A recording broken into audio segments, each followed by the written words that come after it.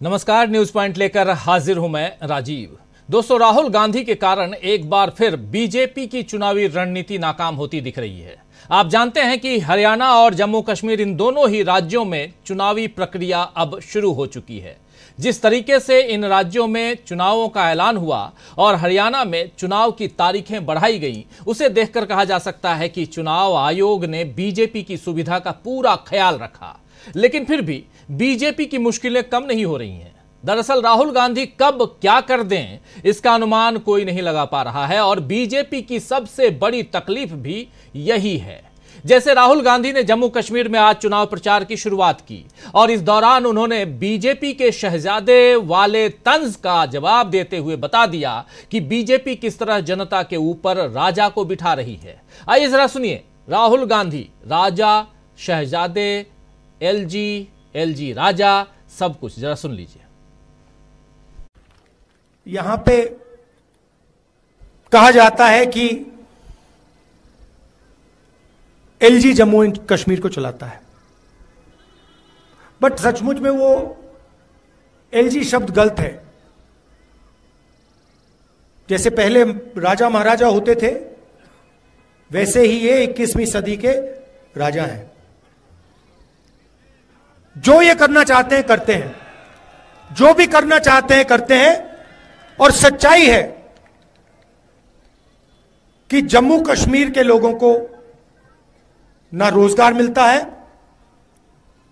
ना फायदा होता है, और यहां आपके जो राजा बैठे हुए हैं वो पूरा का पूरा फायदा बाहर के लोगों को दिलवा रहे हैं। चाहे वो आपके स्मॉल और मीडियम बिजनेसेस हो, बिजली का पैसा आपसे ले लेते हैं, बिजली का बिल बढ़ा देते हैं, इलेक्ट्रॉनिक मीटर लगा देते हैं, उसके बारे में कुछ नहीं करेंगे, मगर आपका अधिकार ले लेंगे। आपके जो यहां के बिजनेस हैं उनको दबा देंगे, कॉन्ट्रैक्ट्स बाहर के लोगों को दे देंगे और पूरा का पूरा फायदा या बीजेपी आरएसएस के कनेक्टेड लोगों को, बाहर के लोगों को मिलता है। और यह लड़ाई सिर्फ जम्मू कश्मीर में नहीं है, यह पूरे देश में लड़ाई चल रही है। तो एलजी क्या कर रहे हैं? राजा की भूमिका में यहां जम्मू कश्मीर में लेफ्टिनेंट गवर्नर हैं और मनोज सिन्हा का जिक्र यहां कर रहे थे, जो एलजी हैं जम्मू कश्मीर के। यहां राहुल गांधी, भीड़ आप देख सकते हैं राहुल गांधी को सुनने के लिए, और आज से इन्होंने शुरुआत कर दी। यानी राहुल गांधी ने बता दिया कि किस तरह जम्मू कश्मीर के लोगों का हक मारा जा रहा है। आज अपनी रैली में राहुल ने बेरोजगारी से लेकर स्थायी नौकरी और जम्मू कश्मीर को स्टेटहुड वापस दिलाने जैसे कई वादे कांग्रेस की तरफ से कर दिए हैं। और क्या कुछ कहा है राहुल गांधी ने, आइए जरा इस दूसरी बाइट को, उनके दूसरे भाषण के दूसरे हिस्से को जरा सुन लीजिए। पहली बार हिंदुस्तान की हिस्ट्री में एक स्टेट से अधिकार छीना गया है और उस स्टेट को यूनियन टेरिटरी बनाया गया है। बीजेपी कुछ भी कह ले, आरएसएस कुछ भी कह ले, हम जम्मू कश्मीर के लोगों को उनका स्टेटहुड वापस देने जा रहे हैं।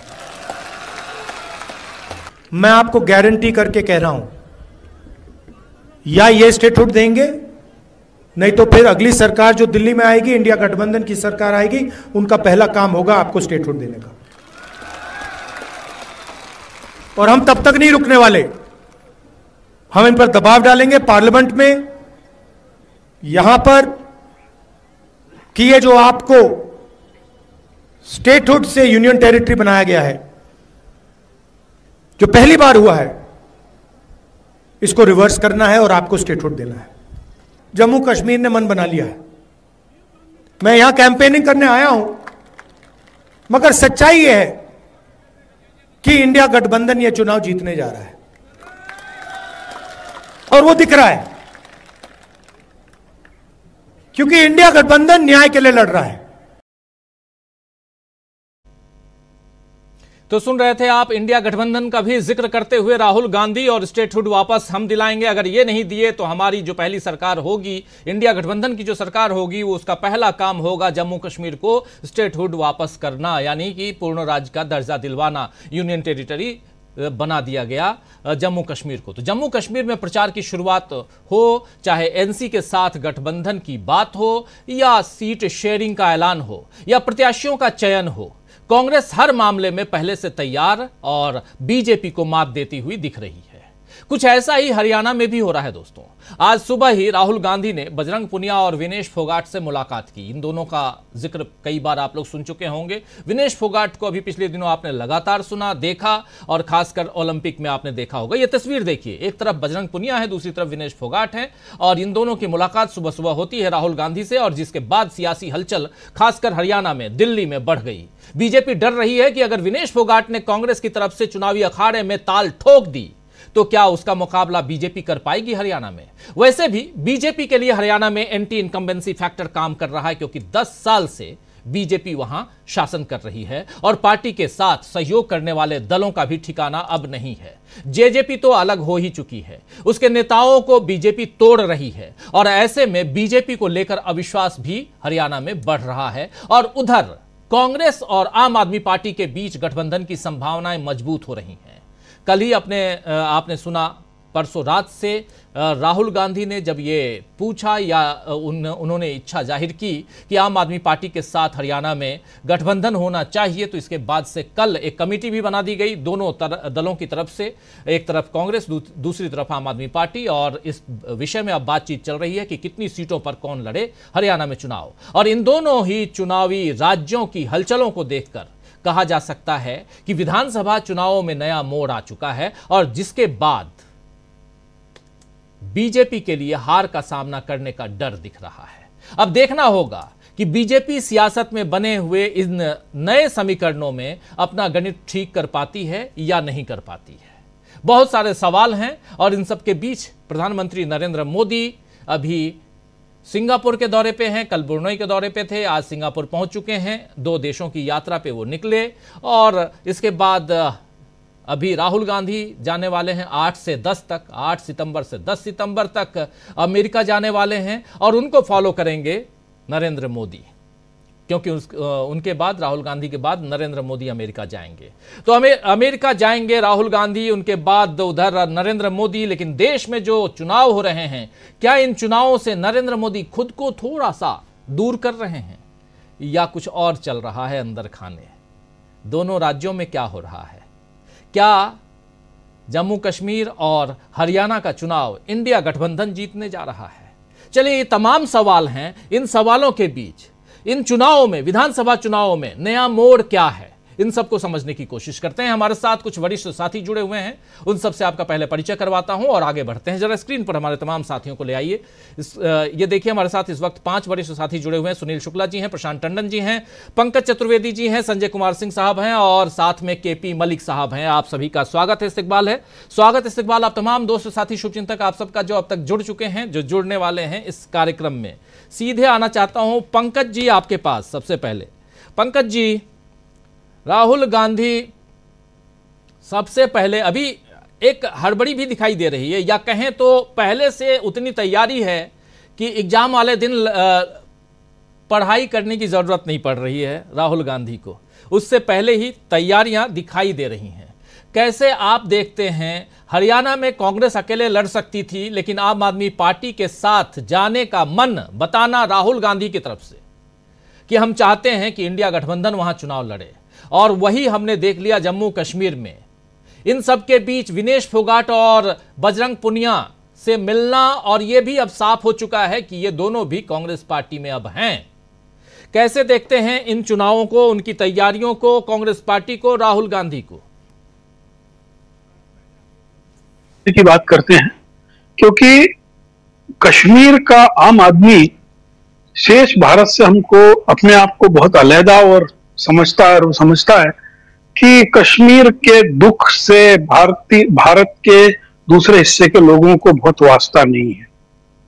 लेकिन भारत जोड़ो यात्रा का जो पहला चरण था, और उसका भारी ठंड के बीच में जो समापन श्रीनगर में हुआ, और पूरे घाटी में राहुल गांधी की पैदल यात्रा हुई, उसमें उस समय ही यात्रा की तैयारी ने बता दिया था कि ये चुनाव की तैयारी है।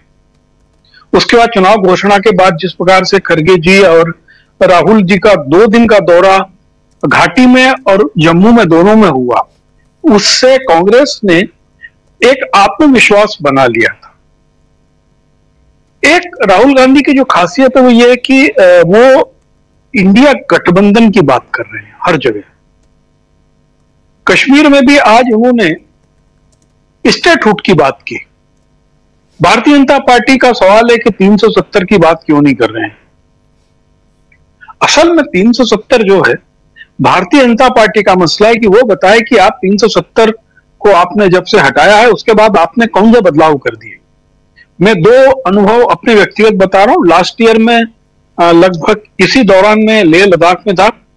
लेह लद्दाख का आदमी इतना दुखी है सेंटर टेरिटरी बनने के बाद में, उनके काम नहीं हो रहे हैं। पहले जो काम लोकल हो जाते थे अब वहां पर सेंटर के अफसर बैठे हुए हैं और इसीलिए इस हालांकि लेह लद्दाख में भी चुनाव नहीं है, लेकिन सोनम वांगचुक का 100 लोगों के साथ में परसों लेह से दिल्ली के लिए पैदल मार्च, और जिसमें सबसे बड़ी मांग स्वतंत्र राज्य का दर्जा, छठी अनुसूची, रोजगार को लेकर है। ये जो मार्च लेह से शुरू हुआ है उसकी जो गर्मी है और जो उसकी मांग है उससे जम्मू और कश्मीर का चुनाव अछूता नहीं रहेगा। अब मैं जम्मू की बात बता रहा हूं। जम्मू का मैंने बहुत सारे लोगों को बात किया, आम आदमी बन के, ऐसे जर्नलिस्ट नहीं, जो वहां गए, मैं दुकानदारों से बात करता रहा, होटल वालों से बात करता रहा। उनका कहना था कि हमारे यहाँ जो है श्रीनगर और उसको लेकर इतना हल्ला हुआ, उसके बाद में जम्मू के आसपास केवल जो डिवोटीज होते हैं, श्रद्धालु, उस किस्म के लोग तो आ रहे हैं, लेकिन वो बहुत ही टूरिस्ट नहीं होते, वो 2-3 घंटे के होते हैं। और दूसरा ये हुआ कि जब जम्मू कश्मीर राज्य था तो 6 महीने राजधानी जो जम्मू में होती थी उससे उनका बिजनेस होता था, उनकी सप्लाई होती थी, उनके होटल्स होते थे। ये एलजी के शासन के कारण जो अब जम्मू में रियासत आना बंद हो गई, उससे वो लोग बर्बाद हो चुके हैं। उनका कहना है कि 370 से उनका सबसे बड़ा नुकसान तो यही हो रहा है। अब इलेक्शन में राहुल गांधी का जो कॉन्फिडेंस आप देख रहे हैं, स्पेशली कश्मीर में लेकर, उन्होंने कश्मीर में बहुत सारा स्पेस नेशनल कॉन्फ्रेंस को दिया। हालांकि आखिर तक उनकी कोशिश थी कि किसी तरीके से महबूबा मुफ्ती भी संगठन में शामिल हो, लेकिन वो वास्तव में नहीं चाहती थी कि शामिल हो, उनके बहाने थे। आज का पोजीशन में JNK के चुनाव में भारतीय जनता पार्टी घाटी से तो कुछ कैंडिडेट वैसे भी नहीं लड़ा रही है जी। उनके कैंडिडेट बामुश्किल 42 सीट पर गंभीरता से लड़ रहे हैं और वो केवल निर्दलियों को पैसा देकर, मैं आपको बता दूंगा, थैली खोल दी गई है।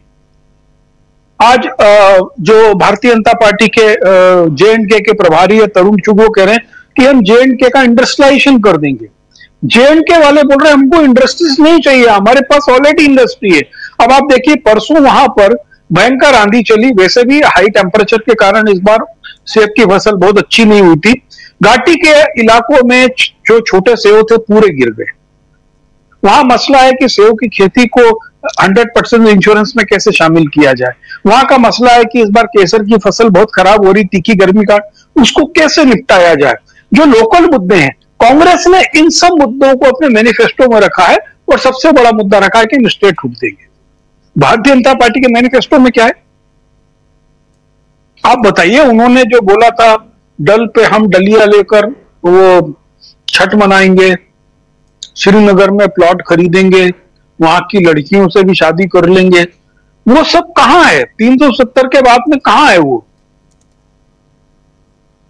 जिस दिन वो कहते हैं कि अब आतंकवाद खत्म हो गया, उसके अगले दिन परसों ही आप देख लीजिए सेना के अस्पताल पे फिर हमला हो गया जी। एक जवान को गोली लगी। हरियाणा में जैसा कहा जा रहा है, देखिए पिछली बार भी भारतीय जनता पार्टी की जो सरकार थी वो लंगड़ी सरकार थी और जिस बैसाखी के बल पे वो खड़ी हुई थी, वो बैसाखी के अधिकांश लोग, पहले तो बैसाखी ने उनका साथ छोड़ दिया, उसके बाद बैसाखी से जो अधिकांश लोग हैं वो सभी अब भारतीय जनता पार्टी या दूसरी पार्टी में शिफ्ट हो गए। बीजेपी के साथ वहां पर उन्होंने चेहरा बदलने का चैलेंज किया। जाट नॉन जाट को बनाने का एक विवाद खड़ा करने की कोशिश की, जिस बिना पर मनोहर लाल जीते थे। लेकिन आप पूरे हरियाणा की इस समय स्थिति देखिए, हरियाणा में हम नफरत की खेती बो चुके हैं इस समय।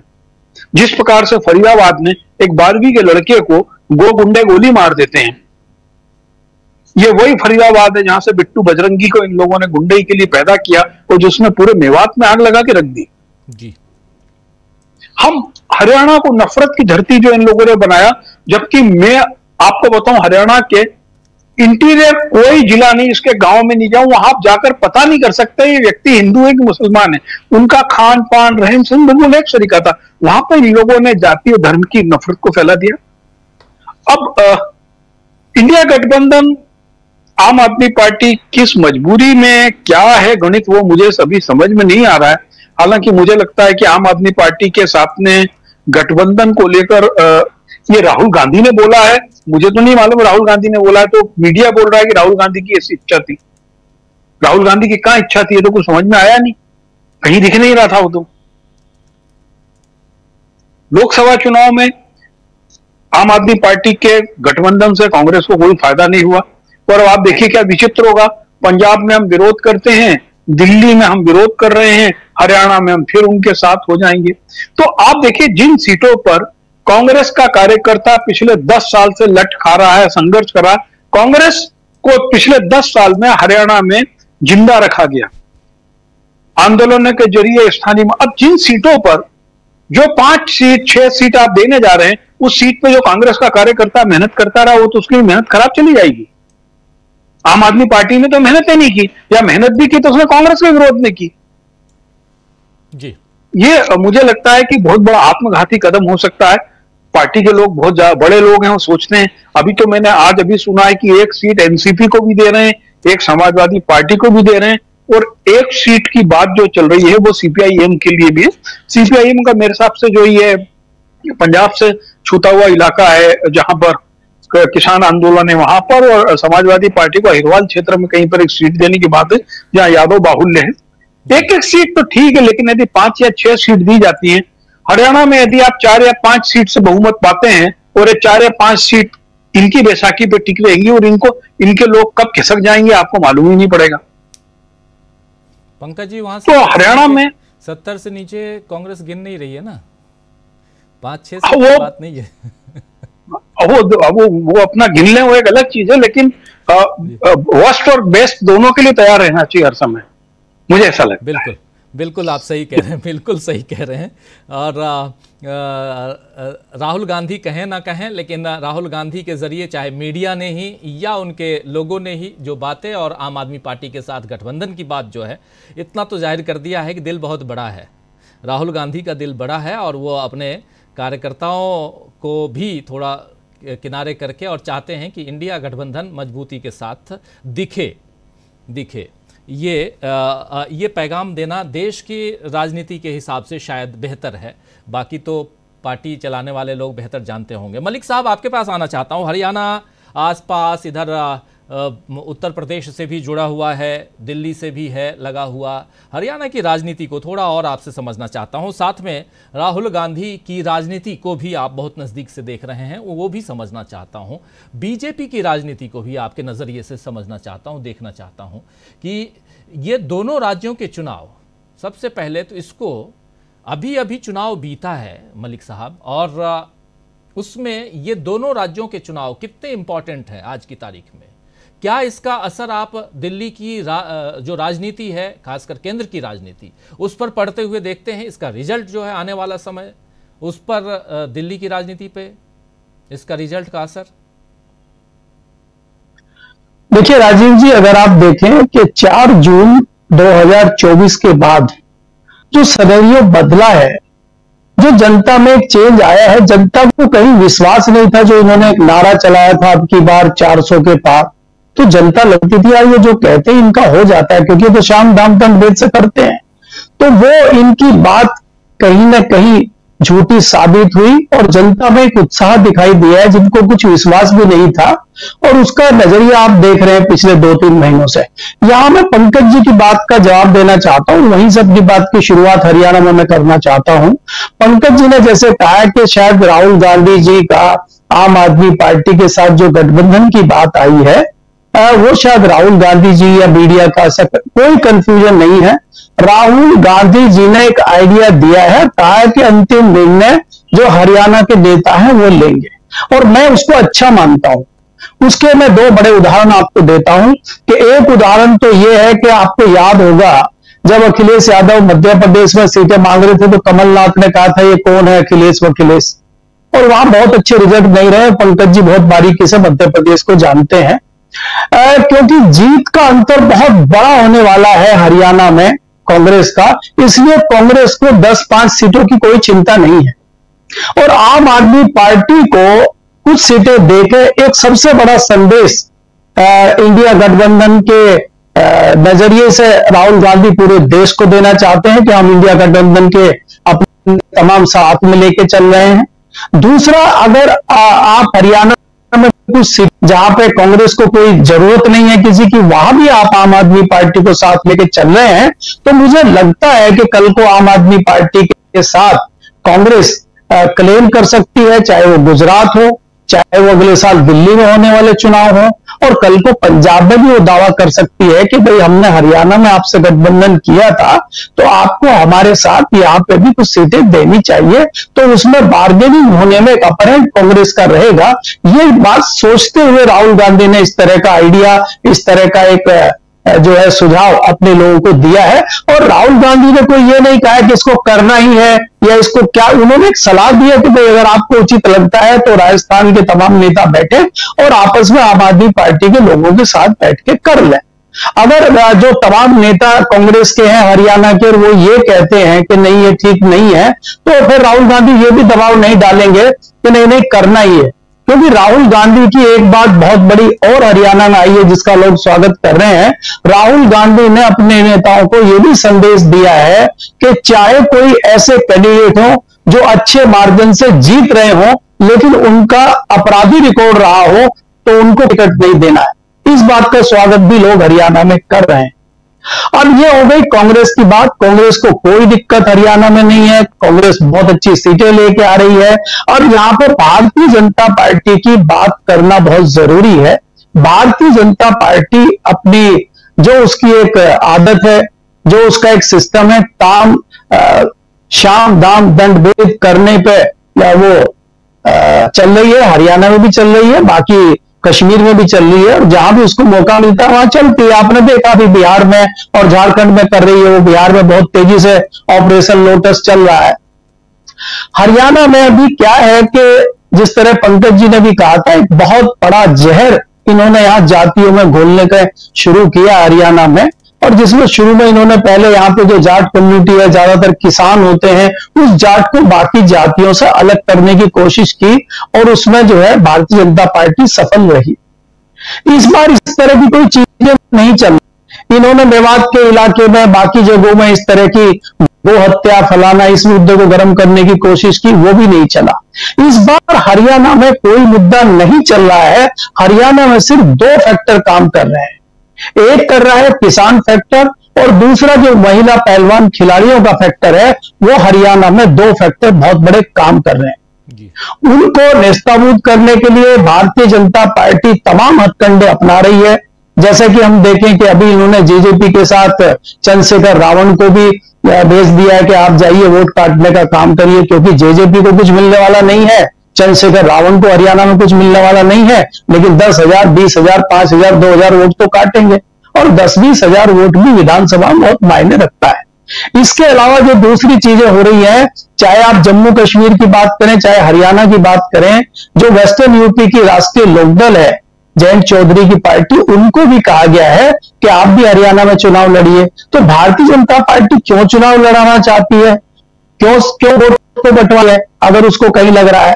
अब मेरी खबर यह है कि 15 से 20 सीटों पर कश्मीर में राष्ट्रीय लोकदल लड़ रही है, यहाँ तमाम सीनियर लोग बैठे हैं, प्रशांत जी भी जानते हैं, संजय जी भी जानते हैं, सुनील शुक्ला जी भी जानते हैं कि चौधरी चरण सिंह का भी कभी इतना दायरा नहीं रहा कि वो कश्मीर में जाकर चुनाव लड़ने की कोशिश करें। मेरी जानकारी में तो है नहीं। अजीत सिंह जी तो खैर वेस्टर्न यूपी से ही बाहर नहीं निकले। अब आप बताइए कि आप समाजवादी पार्टी के तालमेल के साथ तालमेल करके तब आप वेस्टर्न यूपी में 9 सीटें विधानसभा की जीत पाए थे, और अभी आप कश्मीर चले हैं 15 सीटों पे लड़ने के लिए, और 23 आपके स्टार प्रचारकों की सूची भी आ गई है और लोग पहुंच गए, वहां प्रेस कॉन्फ्रेंस चालू हो गई।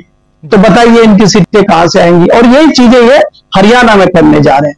और दूसरी बात राजीव जी जो मैं अंत में बताना चाह रहा हूं, भारतीय जनता पार्टी ने एक और बड़ा गेम करने की कोशिश की है, क्योंकि आपको मालूम है कि हरियाणा में खाप पंचायतें, सर्व खाप पंचायतें काफी प्रभावित ग्रामीण क्षेत्र को करती हैं।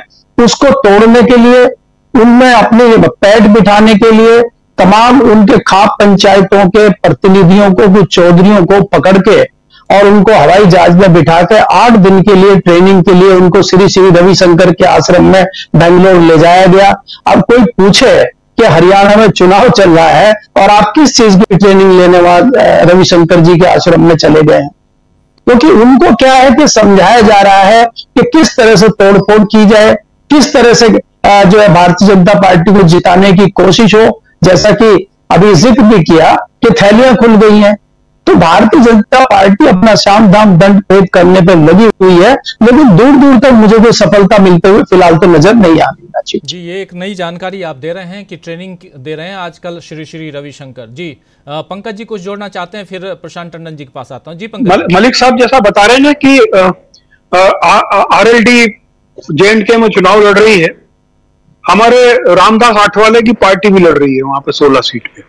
और ये जो पार्टियों को केवल इसलिए लड़ाया जाता है, ये कैंडिडेट डमी कैंडिडेट होते हैं, इनके थ्रू 2 नंबर के पैसे का जो ट्रेलिंग होती है और उसको ये पैसा वहां पे खर्चा दिखाते हैं, इनके नाम से जाता है और बीजेपी के कैंडिडेट्स के लिए खर्चा होता है। ये इसके लिए बहुत सारी जगह ये कैंडिडेट तो पार्टियों को खड़ा किया जाता है, क्योंकि इस नाम से इनका पैसे का फ्लो होता है।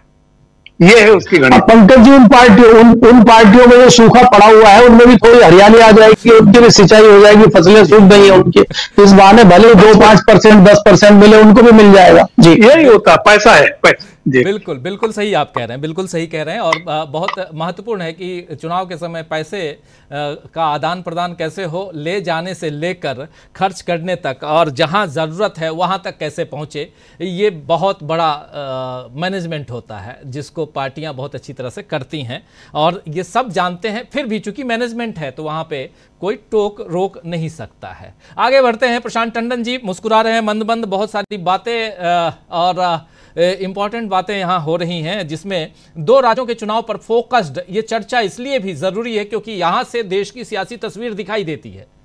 मौसम वैज्ञानिक तो आप भी हैं, क्या देख रहे हैं आप? पहले जरा कश्मीर की बात कर लें जी, फिर हरियाणा की बात करेंगे।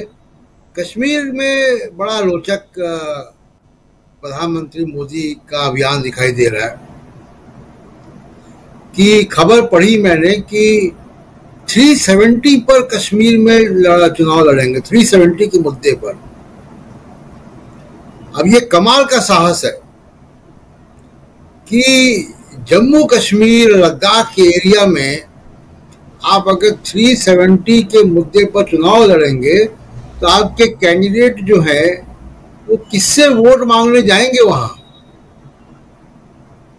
ये 370 कहीं और काम कर सकता है राजीव जी, देश भर में 370 के नाम पे वोट मांगते हैं, कश्मीर में 370 पे बहुत मुश्किल है, जम्मू में भी, लद्दाख में भी। आपकी बात में दम इसलिए है क्योंकि आप यहाँ घर पे बैठ के, दिल्ली में बैठ के ये बात नहीं कह रहे हैं, क्योंकि आप लगातार जम्मू कश्मीर और 370 के बाद गए हैं, स्टडी किया आपने, और कुछ मामलों में मैं भी आपके साथ रहा हूँ, इसलिए इस बात में काफी दम है। प्रशांत जी, 370 को हटने के 1 महीने बाद जब वहां फोन बंद थे तब मैं गया था और लगातार कश्मीर जाते रहे, आपके साथ भी गए थे। हम लोगों ने सड़क पर लोगों की राय ली थी, दुकानदारों से, छात्रों से, तमाम लोगों से। तो 370 पे तो कश्मीर में तो वोट नहीं मिलेगा, यूपी में मिल जाएगा, कहीं और हो सकता है मिल जाए 370 के नाम पे। दूसरा की स्थिति देखिए बीजेपी क्या है। पहले फेज में वैली में, कश्मीर घाटी में 16 जगह चुनाव है, 16 सीटों पर बीजेपी मात्र 8 जगह चुनाव लड़ रही है। लोकसभा में एक भी जगह चुनाव नहीं लड़ा बीजेपी ने। 8 सीटों, आधी सीटों पर चुनाव लड़ रहे हैं, तो क्यों प्रचार भी करने जा रहे हैं।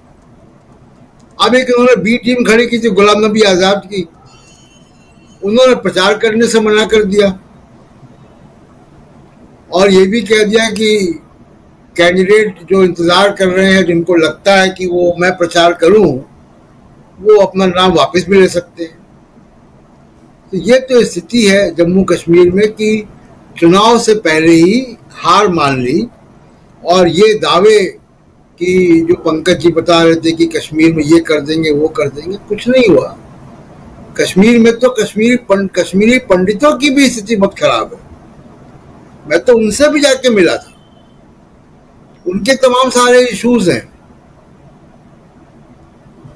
तो कश्मीर के तो ये हालत है, क्योंकि राहुल गांधी स्टेटहुड का मुद्दा वहां उठा रहे हैं।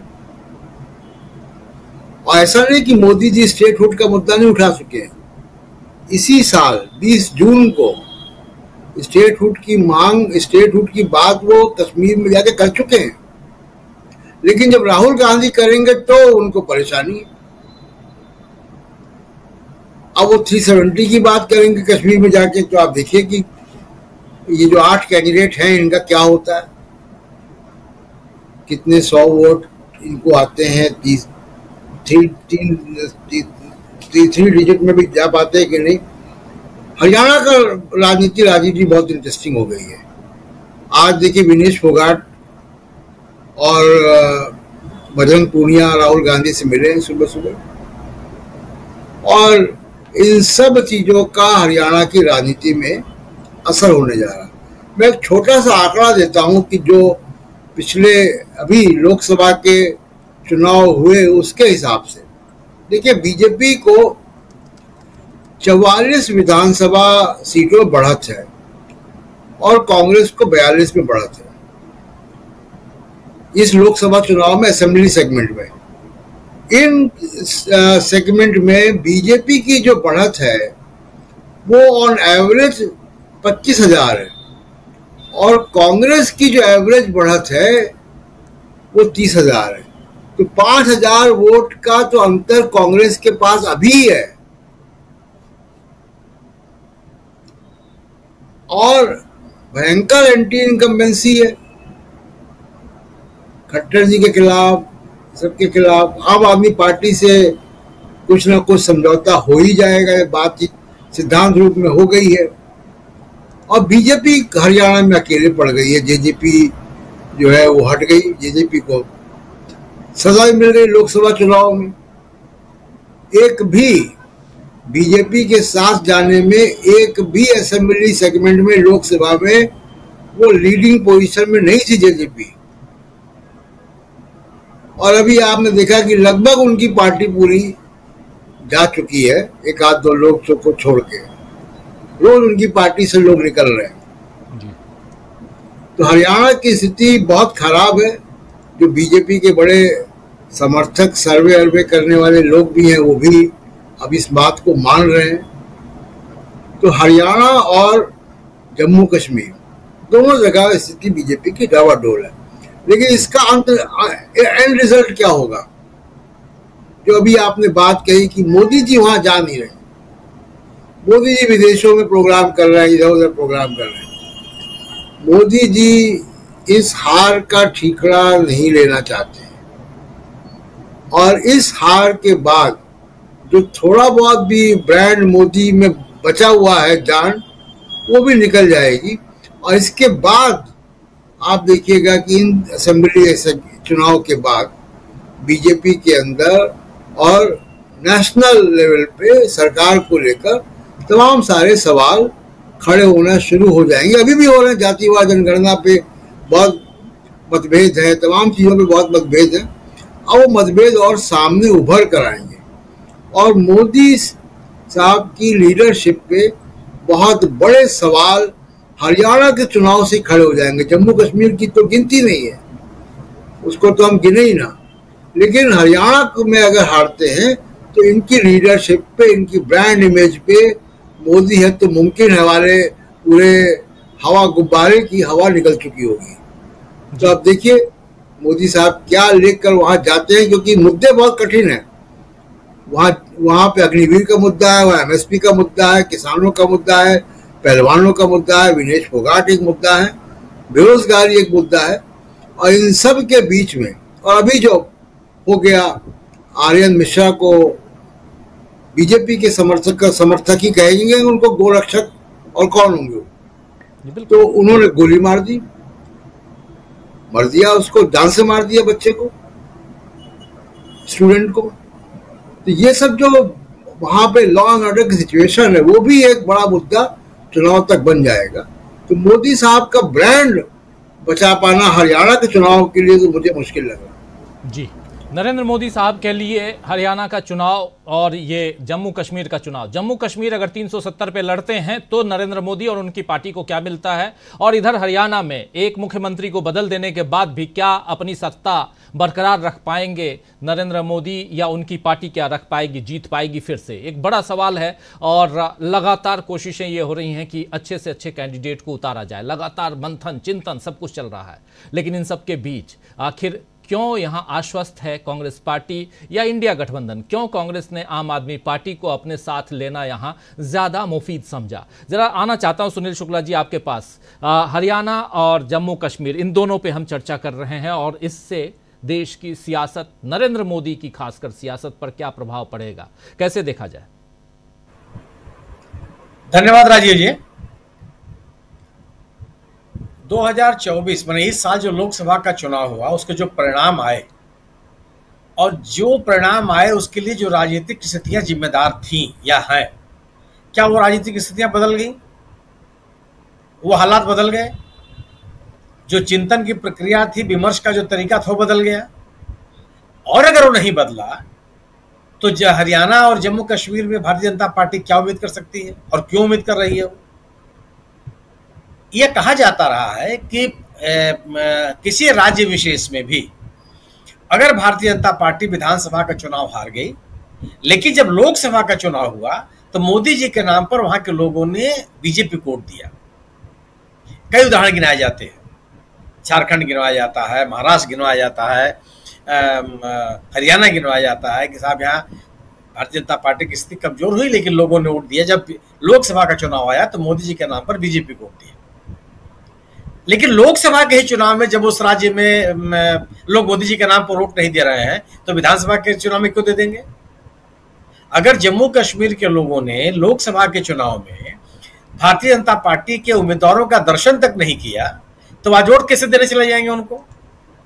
भारतीय जनता पार्टी को उम्मीदवार तक नहीं मिले जम्मू कश्मीर में चुनाव लड़ाने के लिए 3 संसदीय क्षेत्रों में, और उधमपुर और जम्मू के इलाके में जो 2 संसदीय सीटों पर भारतीय जनता पार्टी चुनाव जीती, उसका 2014 और 2019 के तुलना में मत प्रतिशत क्या रह गया, कितनी गिरावट आई उसमें? तो आप जम्मू कश्मीर में कैसे उम्मीद कर सकते हैं? 1947 में राजा हरि सिंह ने एक संपूर्ण राज्य आपको दिया था भारत देश में मिलाने के लिए, उसका आपने 2 टुकड़ा कर दिए, उस राज्य का अस्तित्व ही आपने खत्म कर दिया। कौन सा नागरिक इसको स्वीकार कर लेगा और क्यों कर लेगा? राज्य, एक अच्छे खासे राज्य को आप केंद्र शासित प्रदेश से बदल दें, उसके टुकड़े आप कर दें, चुनाव कराने के लिए 10 साल तक आप स्थिति न बनाए रखें, उस राज्य के लोग स्वीकार कर लेंगे।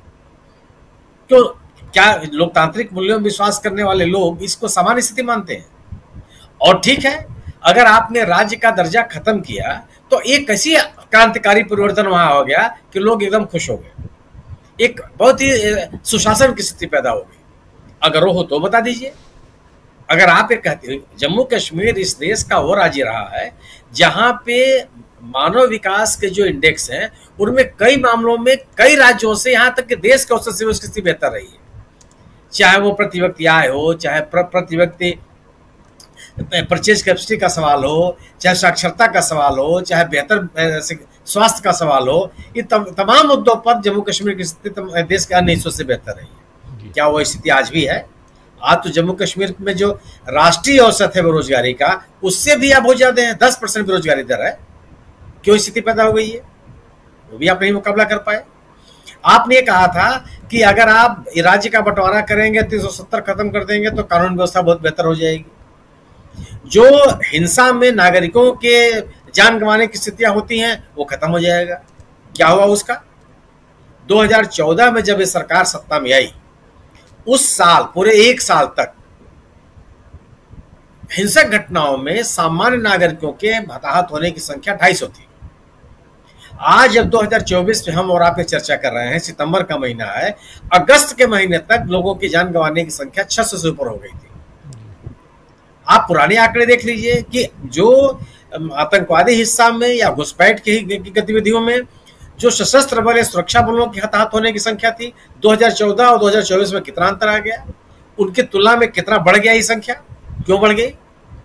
तो अगर आप गवर्नेंस की बात नहीं कर पा रहे हैं, लोगों का प्रतिनिधित्व तो आपने खत्म कर दिया, उनकी चुनी हुई सरकार वहां नहीं है, अर्थव्यवस्था बहुत बेहतर नहीं है, सुरक्षा का माहौल वहां नहीं है, तो लोग वहां के लोग आपके साथ क्यों खड़े हो जाएंगे? कैसे खड़े हो जाएंगे? और यह उस प्रदेश की राजनीतिक स्थिति भी गवाह है। जिन जिन राजनीतिक दलों ने भारतीय जनता पार्टी से समझौता किया, जब कभी भी फारूक अब्दुल्ला साहब अटल बिहारी वाजपेयी के जमाने में उमर अब्दुल्ला साहब विदेश राज्य मंत्री थे, उसके जस्ट बाद जो चुनाव हुआ था, नेशनल कॉन्फ्रेंस की क्या स्थिति बनी थी, इतिहास साक्षी है। पीडीपी ने भी सरकार बनाया 2014 से 2018 तक। पिछले विधानसभा चुनाव में, पिछले लोकसभा के चुनाव में उनकी क्या स्थिति थी? 2014 में 25 सीटें जीत करके 28 सीटें जीत करके सबसे बड़ी पार्टी बनकर उभर के आई थी। नेशनल कॉन्फ्रेंस और कांग्रेस की स्थिति खराब हो गई थी। जिन जिन पार्टियों ने जम्मू कश्मीर में बीजेपी का साथ लिया, उसका हास्य बहुत ही खराब। वहां के लोग उनके साथ नहीं खड़े, कभी भी नहीं खड़े। आज वही स्थिति है कि भारतीय जनता पार्टी को कोई सहयोगी नहीं मिल रहा है। वह गुलाम नबी आजाद साहब इनके साथ खड़े होने के लिए नहीं तैयार है, जिन्होंने बड़े कसीदे पढ़े थे प्रधानमंत्री जी के लिए राज्यसभा में अपने विदाई के दौरान, और प्रधानमंत्री जी ने भी उनकी बड़ी तारीफ की थी। सज्जाद लोन साहब की पीपल्स कॉन्फ्रेंस पार्टी भी उनके साथ नहीं खड़ी हो रही है। उधर कांग्रेस, सीपीएम, पैंथर पार्टी और नेशनल कॉन्फ्रेंस, इन तीनों का जो एक गठबंधन है वो बड़ी मजबूती के साथ चुनाव लड़ रहा है। भारतीय जनता पार्टी घाटी में कुछ उम्मीद नहीं कर सकती। अगर वो उम्मीद कर रही है तो ईश्वर उनका भला करे। जम्मू क्षेत्र में इनका जो वोट पिछले चुनाव में स्थिति थी, 25 सीटें उन्होंने जीती थी। अगर सरकार बनानी है तो 46 सीटें चाहिए। 21 सीटें कहां से आएंगी? कौन दे रहा है इनको? कौन सहयोगी आकर के आपके साथ मिल जाएगा? तो जम्मू कश्मीर की स्थिति साफ है। वहां भ्रष्टाचार अब एक प्रमुख मुद्दा है। भ्रष्टाचार में कोई रोक तो लगी नहीं। आपने एक लेफ्टिनेंट गवर्नर बैठा करके क्या परिवर्तन ला दिए?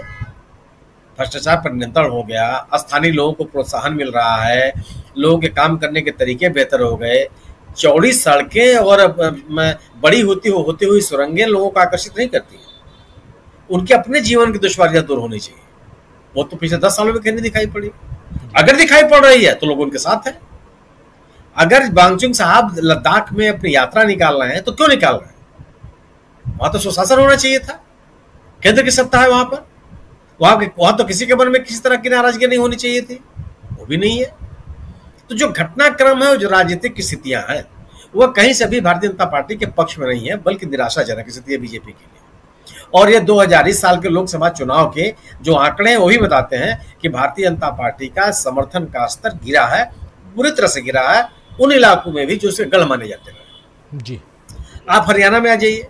हरियाणा की क्या स्थिति? हरियाणा में 2019 में सभी के सभी सीटें जीती थी बीजेपी ने।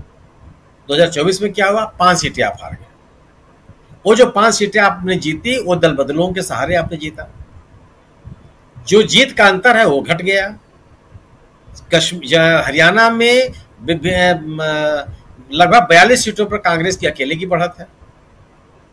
आम आदमी पार्टी आज की जब मैं महसूस करता हूं कि आम आदमी पार्टी या कोई भी राजनीतिक दल जो भारतीय जनता पार्टी के खिलाफ राजनीति कर रहा है, उनको एक मंच पे आना चाहिए। पंकज जी ने कहा कि 5 सीटें 6 सीटें देने से कब कौन छोड़ के चला जाएगा इसका कोई ठिकाना नहीं है। अरे साहब, मध्य प्रदेश में कांग्रेस टूट गई, 29 लोग चले गए, इतनी बड़ी पार्टी टूट के चली गई और बीजेपी ने सत्ता पे कब्जा कर लिया। तो हम और आप, हम आम आदमी पार्टी और समाजवादी पार्टी और आरएलडी को लेकर के हम लोग चिंता व्यक्त कर रहे हैं।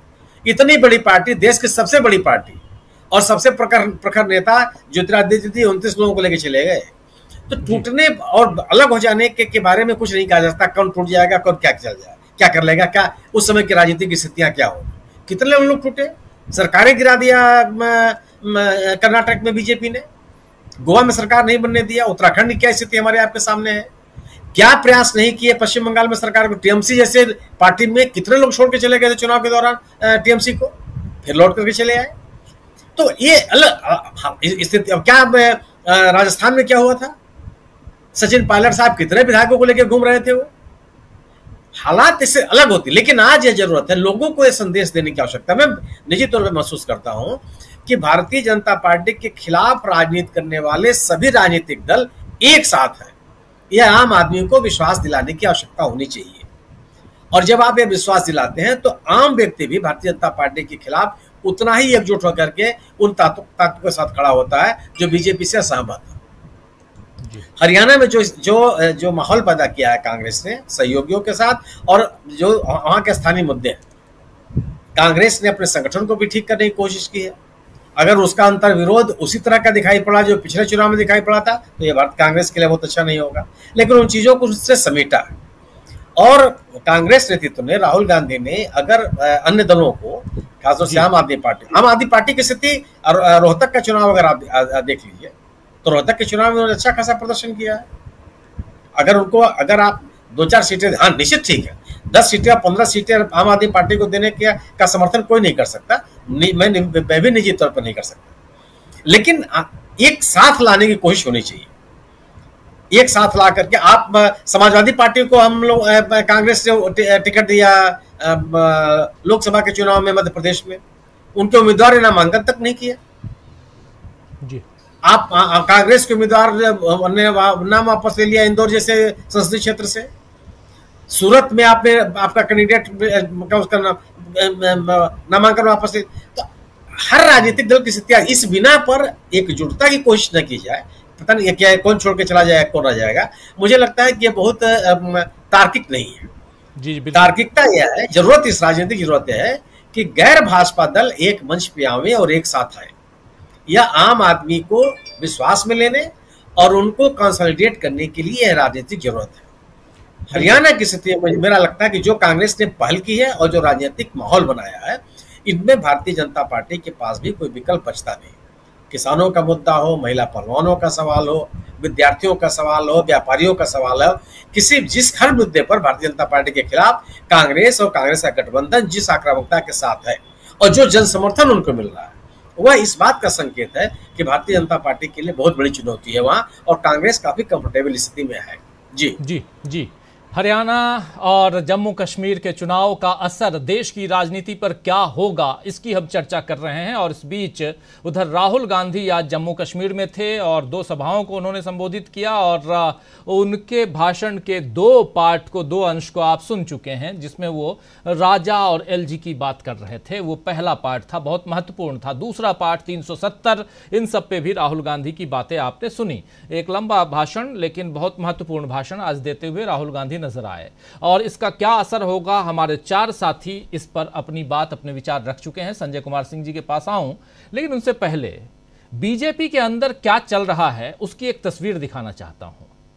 कल रात को अचानक एक ट्वीट आता है। यह ट्वीट है वसुंधरा राजे सिंधिया का, पूर्व मुख्यमंत्री हैं राजस्थान की।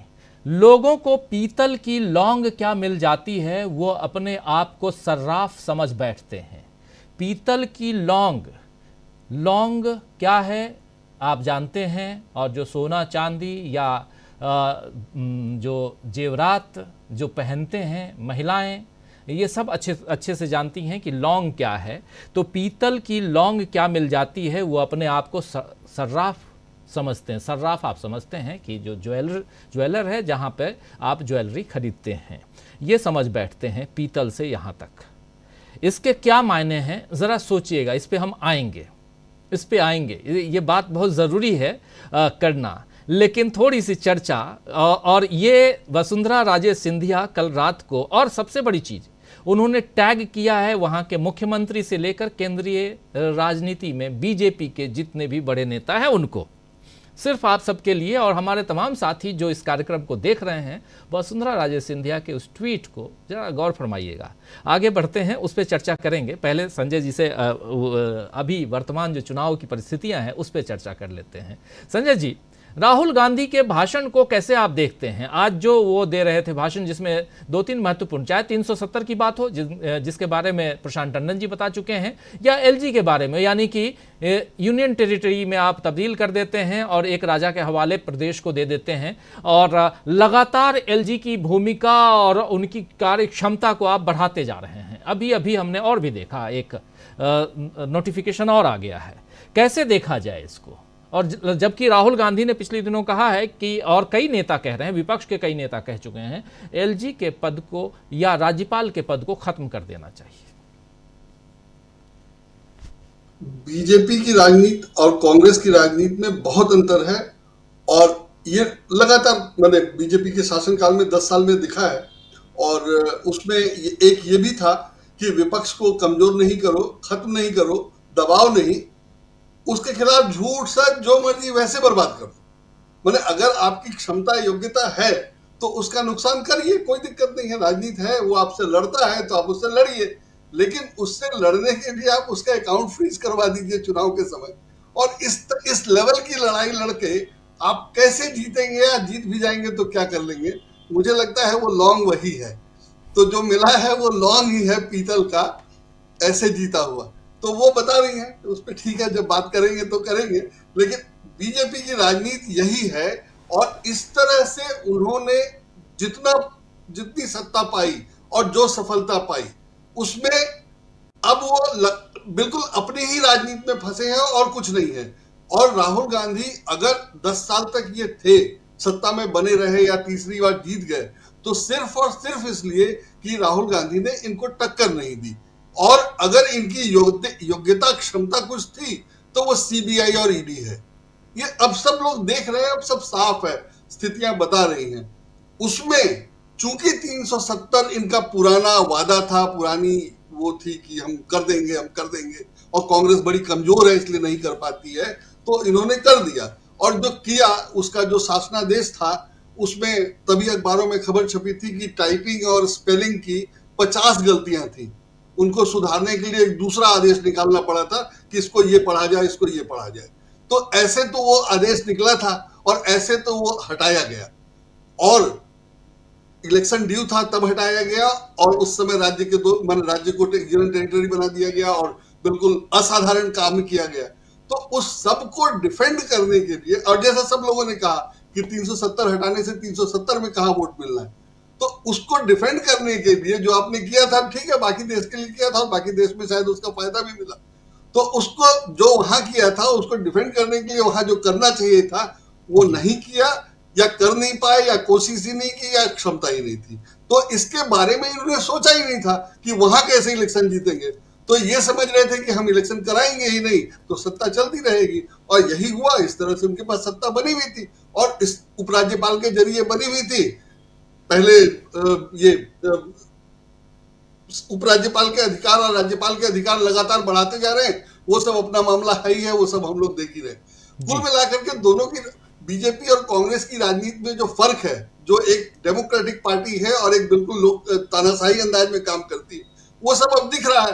तो वही अब हरियाणा में हो रहा है। और बीजेपी की राजनीति को में चूंकि हिंदू मुसलमान केंद्रीय बिंदु है, तो जहां हिंदू मुसलमान से फर्क पड़ता है, जहां हिंदुओं को अगर मुसलमानों से कोई दिक्कत है तो वहां तो इनकी राजनीति चल जाती है।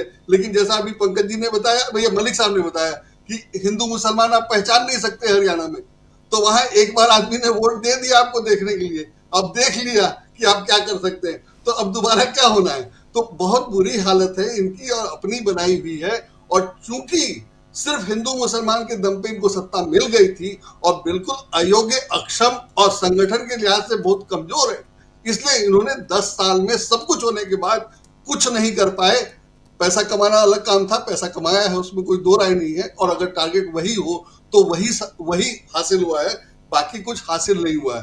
तो दोनों राज्यों में, मैंने दोनों राज्यों में नहीं कहूंगा मैं, अब ऐसे कहिए कि जो बीजेपी के जो खास राज्य हैं हिंदी पट्टी वाले, उनको छोड़ दीजिए, तो बाकी राज्यों में इनकी राजनीति चलती नहीं है। जो ये करते हैं वो मिसफायर कर जाता है, उससे सफलता नहीं मिलती है, सफलता बहुत अस्थायी होती है या तुरंत ही उसकी पोल खुल जाती है। और ये सभी जगह हो रहा है, चाहे बंगाल में देख लीजिए, चाहे कश्मीर में स्थिति देख लीजिए, हरियाणा में देख लीजिए, सब जगह ऐसे ही होता है। तो जो हैं वो मैंने 50 साल में आरएसएस के प्रयासों के कारण और आडवाणी जी के प्रयासों के कारण अगर बीजेपी का ये उभार हुआ था, तो 10 साल में मोदी जी के शासन के बाद बीजेपी का जो ह्रास हुआ है वो दिखाई दे रहा है और बिल्कुल क्लियर है। और हिंदी पट्टी में तो दिखाई देगा ही, दिया ही है। वो इस इलेक्शन में सीटें कम हो गई, वो सब तो है ही है। और बाकी राज्यों में जहां के लिए बीजेपी फिट नहीं है या जहां की राजनीति उसके जहां वो अनुकूल राजनीति नहीं करती है, जहां के लोगों की योग्यता या मांग के अनुसार या जरूरत के अनुसार राजनीति नहीं करती है, वहां इनकी हालत बहुत खराब है। और राहुल गांधी ये सब जानते हैं कि कहां क्या कैसे करना है, और राहुल गांधी को पता है कि यहाँ 370 है तो उनको 370 है, और ये चाहते हैं कि राहुल गांधी बोल दे कि हम 370 हटा देंगे, तो राहुल गांधी नहीं बोल रहे हैं और हटाएंगे ही। तो हटाएंगे इन द सेंस कि वापस उसको बहाल कर सकते हैं अगर जरूरत हुई तो, लेकिन वो बोलने की जरूरत नहीं है, और जो बोलने की जरूरत है वो साफ साफ बोल रहे हैं। तो राहुल गांधी की पॉलिटिक्स बहुत क्लियर है, और चूंकि उनकी पॉलिटिक्स में एक खास तरह के लोगों की जरूरत है, तो मुझे लगता है कि आम आदमी पार्टी से अगर वो सहयोग भी ले रहे हैं तो वो उनकी उदारता है, और उनकी उदारता है, इसलिए वो सबको आमंत्रित करते हैं, क्योंकि उनको सिर्फ बीजेपी से नहीं लड़ना है, उनको ईडी और सीबीआई से भी लड़ना है। तो ईडी और सीबीआई से लड़ना है तो आपको क्यों छोड़ दिया जाए? अब ईडी सीबीआई को तो शामिल नहीं कर सकते। तो आम आदमी पार्टी अगर आ सकती है तो उसको वो ले रहे हैं और कोशिश कर रहे हैं कि कम से कम वो तो साथ रहे। तो मुझे लगता है कि वो सब बहुत प्लान्ड है और बहुत बढ़िया से काम हो रहा है। और चूंकि इनके पास कोई मुकाबला करने के लिए ना कोई तरीका है, ना रणनीति है, और ना लोग हैं, लोग भी नहीं है इनके पास ढंग के। मतलब कश्मीर में तो लोग ही नहीं है, तो उम्मीदवार चुनाव ही लड़वा देते, तो वहां तक स्थिति नहीं। तो बहुत बुरी हालत है, और वो सब अब धीरे धीरे सामने आ रहा है, धीरे धीरे दिखेगा। बिल्कुल बिल्कुल बिल्कुल आप सही कह रहे हैं, बहुत बुरी हालत है। और सामने ये दोनों चुनाव बहुत मुश्किल है अगर देखा जाए तो बीजेपी के लिए। और कई बार ऐसा होता है ना कि किसी खेल में आप बहुत पिछड़े हुए हैं और कहीं जीत गए तो बहुत बड़ी बात हो जाती है, वरना आपकी हार सुनिश्चित है। और ये इन दोनों राज्यों के चुनावों से दिखाई देता है। जरा स्क्रीन पर हमारे तमाम साथियों को ले आइए और चर्चा आगे बढ़ाते हैं। पंकज जी, आपके पास आना चाहता हूँ। अभी आप वसुंधरा राजे जी का ट्वीट देख रहे थे, वसुंधरा राजे जी के उस ट्वीट को जरा एक बार और ले आइए, बहुत महत्वपूर्ण है, थोड़ी सी चर्चा उस पर होनी चाहिए। इसलिए भी क्योंकि इससे बीजेपी के अंदर क्या कुछ चल रहा है उसकी एक झलक इस ट्वीट से नजर आती है। लोगों को पीतल की लौंग क्या मिल जाती है, वो अपने आप को सर्राफ समझ बैठते हैं। क्या मायने हैं इसके, जरा पंकज जी से समझता हूं। और आने वाले चुनाव पर क्या इन सब का असर पड़ता हुआ भी दिखाई देता है? पंकज जी। निश्चित ही राजस्थान में वसुंधरा राजे आज भी भारतीय जनता पार्टी का चेहरा है, लेकिन पिछले विधानसभा चुनाव में टिकट के मामलों में और प्रचार के मामलों में उनको एक कोने में रखा गया। वहां पर किस तरीके से कांग्रेस चुनाव हारी वो एक बहुत अलग मसला है, लेकिन भारतीय जनता पार्टी क्या चुनाव जीती, यह बात वसुंधरा जी के ट्वीट से साफ है कि पार्टी में जो एक बहुत बड़ा फैक्टर, जो नाराज फैक्टर है, वो भी वहां पर अब काम कर रहा है। हम अकेले वसुंधरा जी के नाराजगी की बात क्यों करें? भारतीय जनता पार्टी ने जब JNK में अपने टिकट घोषित किए, उसके बाद में उनको पहली सूची वापस लेनी पड़ी, 3 बार सूची वापस लेनी पड़ी, और आज भी मेरी सूचनाओं के आधार पर मैं कह सकता हूं कि ग्राउंड पर बहुत सारे टिकट्स को लेकर वहां पर अभी भी बहुत नाराजी है। और नाराजी का सबसे बड़ा कारण है वहां जो हल्ला है कि भारतीय जनता पार्टी के कैंडिडेट को पर्याप्त पैसा दिया जा रहा है। तो कह रहे 30 साल 40 साल तो हम तो डंडा झंडा उठा के घूमते रहे, भले हम हार जाए, लेकिन आज पैसे मिलने की नौबत आई तो आप दूसरों को पैसा दे रहे हो। और वो जो पैसा है वो ये हमारे महाराष्ट्र वाले भाई साहब की पार्टी से भी मिलेगा और चौधरी साहब की पार्टी से भी मिलेगा। तो ये जो अंतर विरोध है भारतीय जनता पार्टी से कांग्रेस में क्या होता है कि तो ज्योतिरादित्य सिंधिया बाहर जाते हुए दिखते हैं और उसकी हम चर्चा कर लेते हैं, लेकिन भारतीय जनता पार्टी में का एक दोनों पार्टियां अलग अलग किस्म से। भारतीय जनता पार्टी में बलराज मधोक और उमा भारती को घर बैठा दिया जाता है लेकिन उसकी चर्चा नहीं होती है।